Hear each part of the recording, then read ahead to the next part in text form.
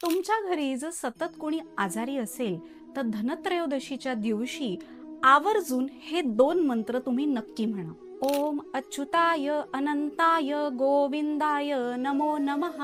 हे विष्णूची नावं आहेत.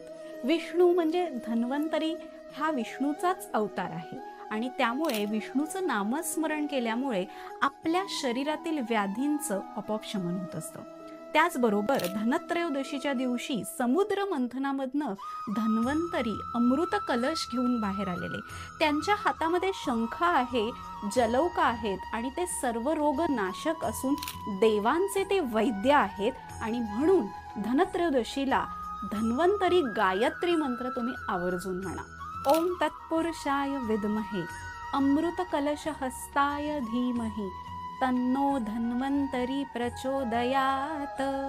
हा मंत्र धनत्रयोदशीला आवर्जून मिळवा, कारण खरं धन म्हणजे तुमचं आरोग्य.